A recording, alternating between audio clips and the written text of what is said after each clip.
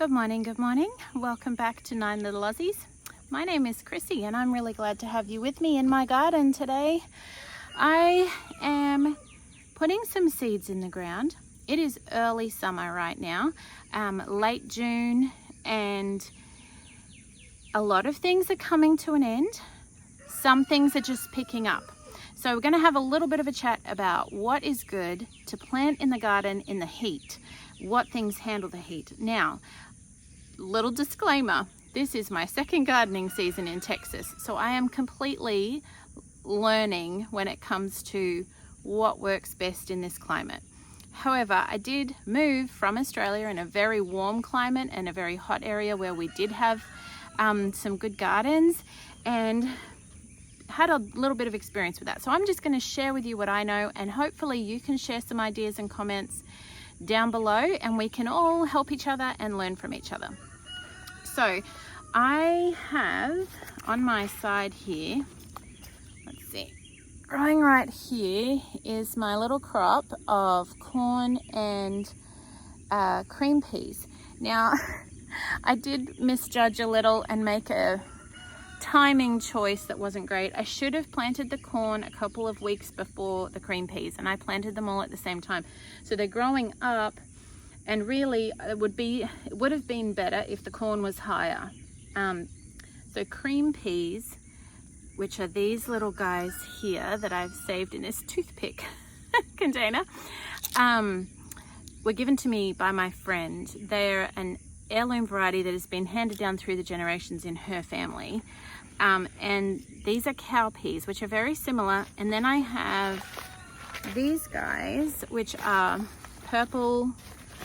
pink, aren't they pretty? They're pink Mississippi, what were they called? If the label's worn off. I grew them last year and they're absolutely gorgeous. They have this really purple color on their shell, and then they're sort of pink. They have this pink eye, which is sort of looking dark and faded at the moment. All of these kind of peas, which for me as an Aussie was a new thing I've had to learn, because we don't call these peas. In fact, I'd never even heard of these. We hadn't grown them or knew anything about them until we moved here. But because I think of peas as like green peas, fresh garden green peas, but these are different. They're vining and they grow really, really well in the heat and in the humidity of the south here. So I have got them growing here. I have the purple, oh my goodness, I'm getting mixed up with purple whole peas because they're very similar. Mississippi pink eye, that's what they're called, Mississippi pink eye.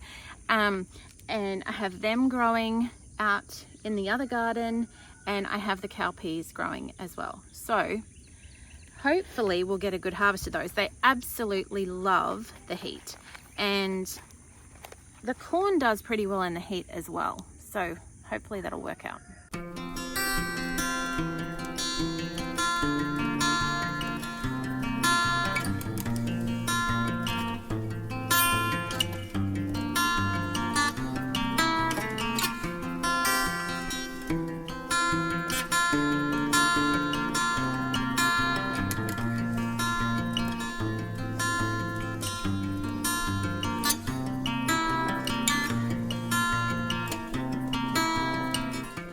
This row here that had our potatoes, and we harvested them, I don't know, 4 or 5 days ago now. I've decided to put a row of sunflowers down along the fence so that, I don't know, it might even be autumn before we see them flowering, but they will grow up. There'll be a nice visual line along the fence, and they'll also just be something good in this to attract pollinators in the garden. And I'm not sure if in the front here I'm toying with the idea of still putting sweet potatoes in. They grow really well through the heat. My my hesitation was that they probably, last year when I grew them here, they spilled out here and we kind of had to mow over the top of them, if that makes sense. But I was thinking the mammoth, I've planted quite a lot of mammoth sunflowers along here, as well as some smaller ones, but they might be able to travel up those and less out on the lawn. But also I'm just trying to think of things I can plant here that will give us food as well. So a little bit undecided on which direction to go there. Got a couple of ripe tomatoes here. Now they're starting to split, and this one looks like it has a bit of damage. We picked one yesterday, but that wasn't damaged, but this one looks like something maybe has gotten to that one, and it's split a little. Not surprising with all this rain and heat and rain and heat. I'll take those two, see if they're any good, and we'll see. There's some just starting to blush down there and here.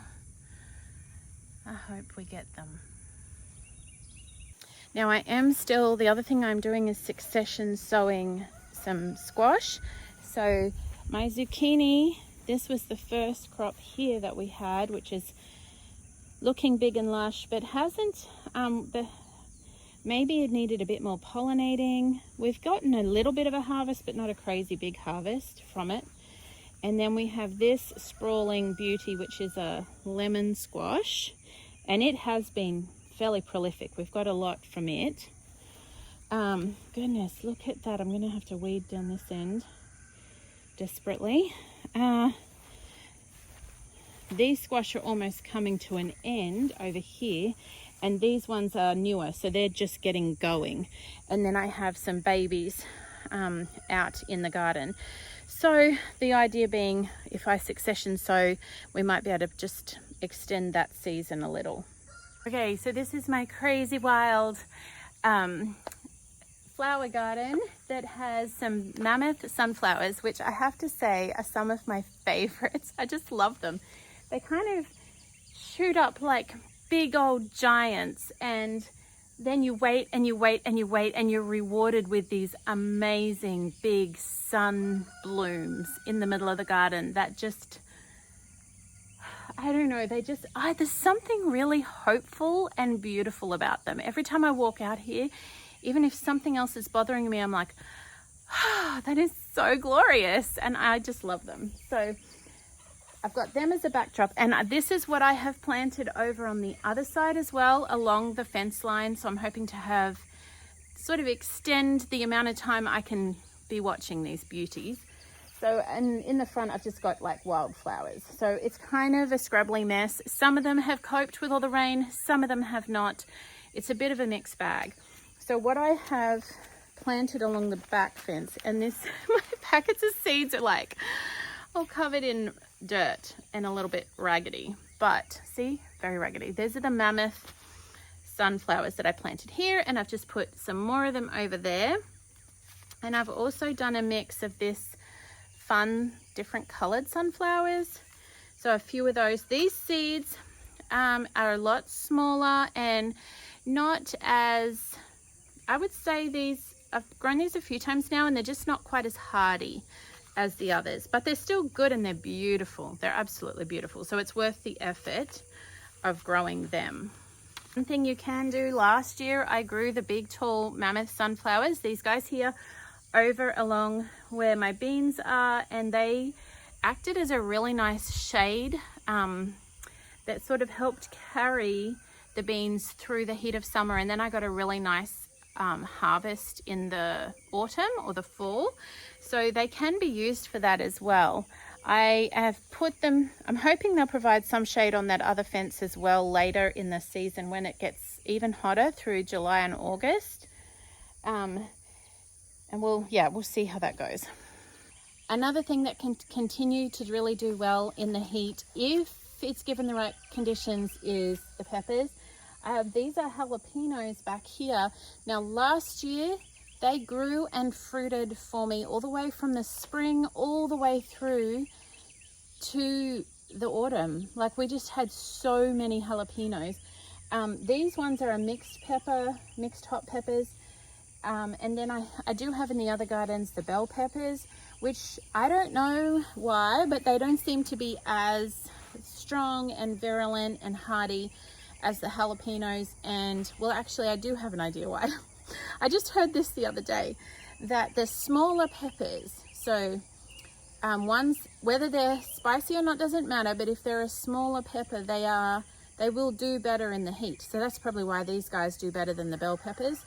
The bell peppers, I haven't had a great harvest. They've just been fairly small, and last year I didn't get any until the fall, probably because I planted them too late.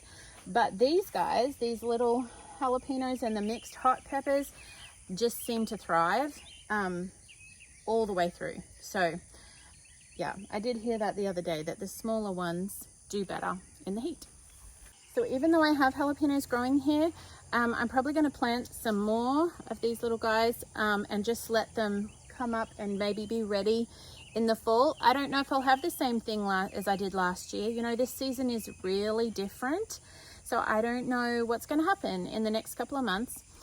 And my husband loves cowboy candy, so I want to be able to do some big batches of that for him. So just in case, I'm going to plant some more jalapenos to come up a little bit later on. The other thing that does quite well through the heat are things like bunching onions, and I haven't got any in at the moment. I was trying to find the seeds this morning and I couldn't find them, but I'm going to try and put more of those in. And I might do more sweet peppers if I plant now sometime in the next couple of weeks for the autumn, so they can go along through and then fruit in the autumn hopefully. Silver beet, which is Swiss chard. It's called Swiss chard in America. These guys here, this is a ruby Swiss chard. It's got this sort of beautiful, I'll pick one for you to see. Here's a good one. So these are really beautiful. They've got this red stem and all these red veins through them. They're so pretty, but they are really hardy and they do well, especially if you keep them well watered, and if they have a little partial shade, you can grow them in the heat. We grew silver beet a lot in Australia, and it's just really quite tough, and it'll cope with the cold too, which is nice. Okay, another thing, I'm going to experiment with this one. So last year with my eggplants, they grew, I planted them and they started, it was one of the first harvests we got. So I must have planted them early enough, but they fruited all the way through the summer and into the autumn. And so I have only one eggplant in right now, and it's at the front, and it's one I bought as a,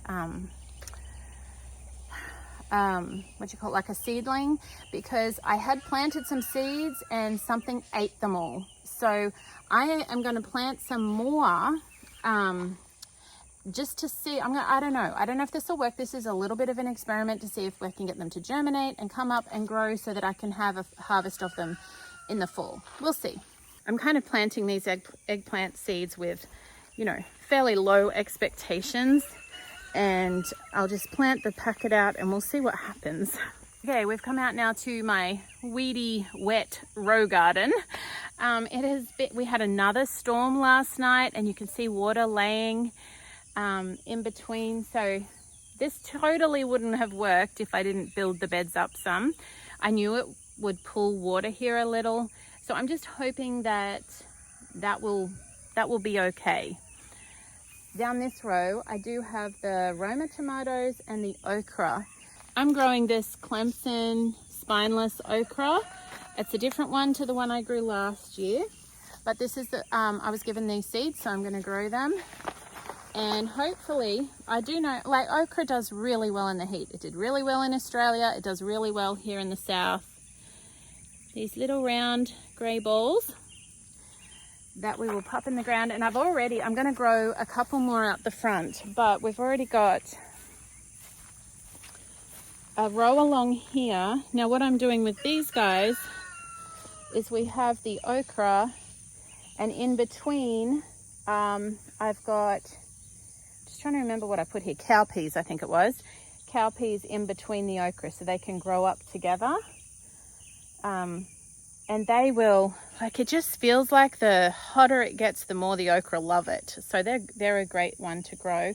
Not everyone in my family likes okra, but a good portion of us do. So my mother and father-in-law absolutely love it.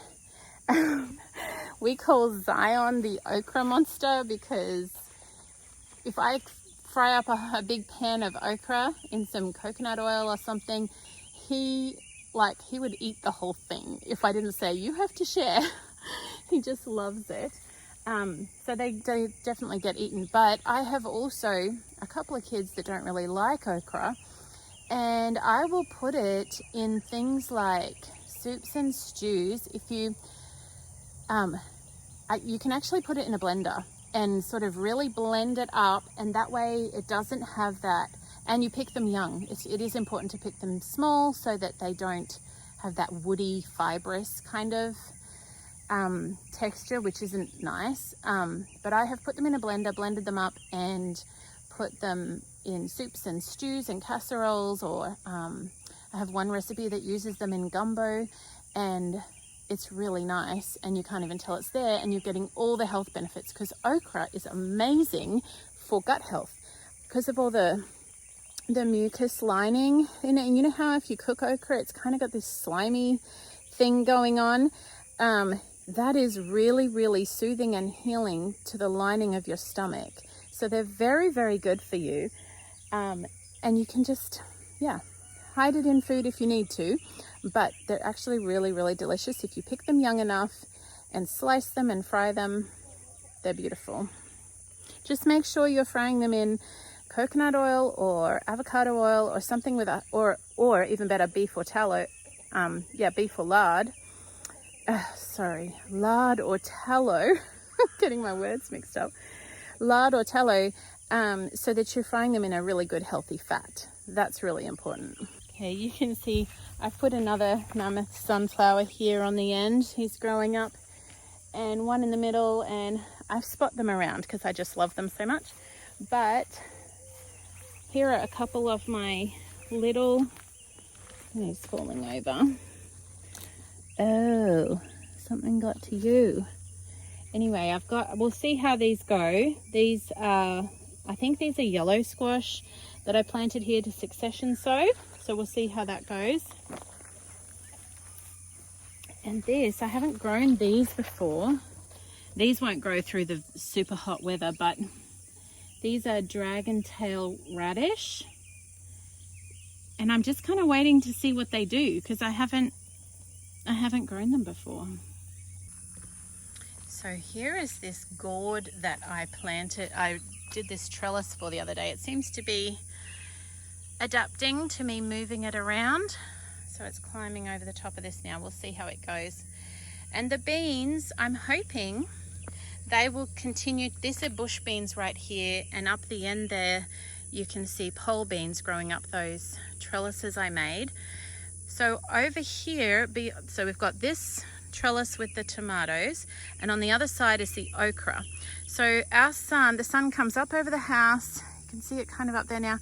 And this is really a full sun kind of garden. So my hope is that the okra will grow up and provide shade for these tomatoes here for early morning.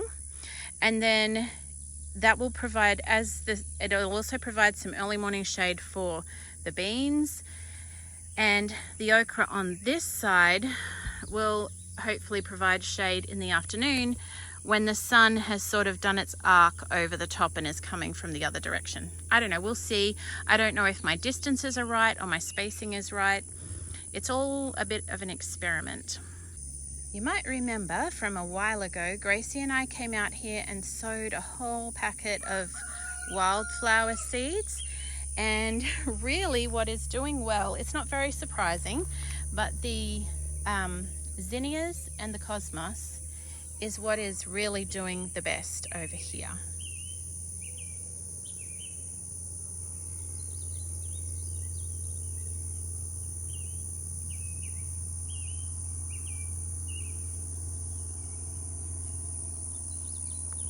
So zinnias and cosmos are both really hardy. Oh, this little watermelon does not like I have some watermelon growing here. That one looks terrible. I think it's just too wet. And the weeds are going crazy, but even so, that one's looking a bit better. We'll see. So these zinnias are making a lovely little pop of colour here along the fence under this willow.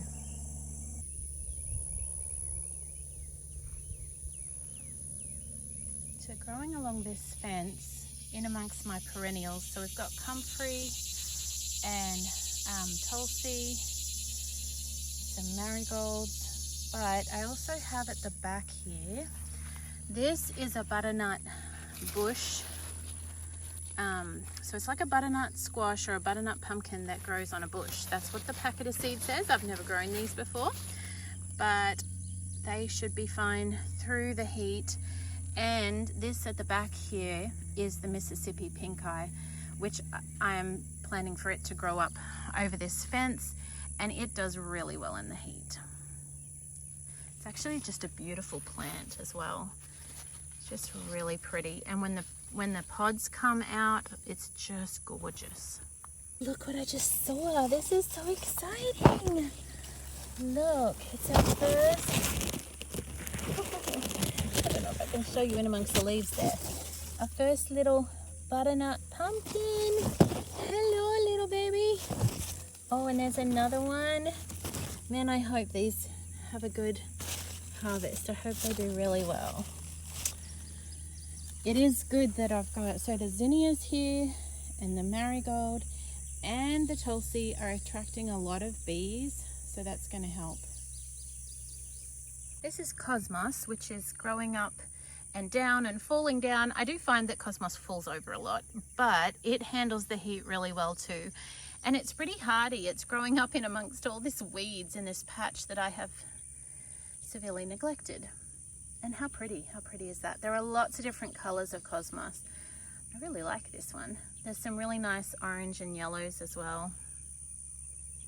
Of course, most of what I have shown you are things that I will plant fresh every year, but there are also annuals that do really well in the heat.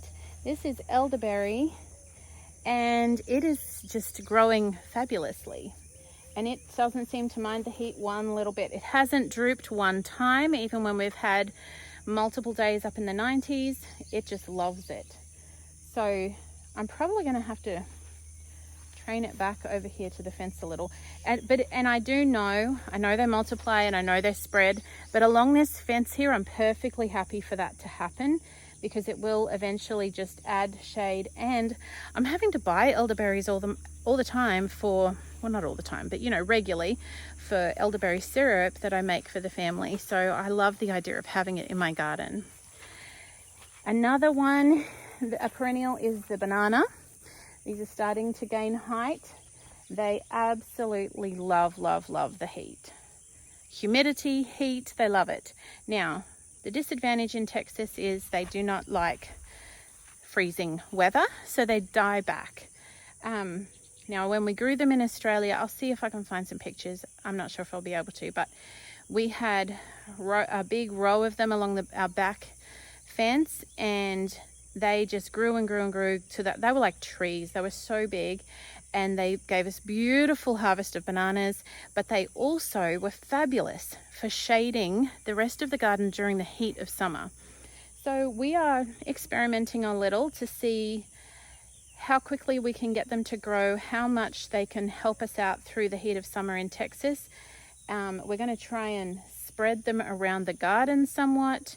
They're really fantastic for chopping and dropping the leaves to provide just a really rich mulch for the garden.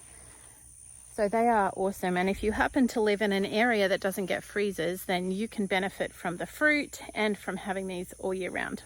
Okay, one last thing is the green beans, which I know they really do better in like spring or fall. But I have to say, last year I didn't get a harvest much, and I have mentioned this before, so apologies if you've already heard this, but I didn't get a harvest in the spring, but they hung on and I watered them through the heat of the summer, and then in the fall I had an abundance of beans. So they are worth growing through the summer if that happens to you. I keep letting them get too big.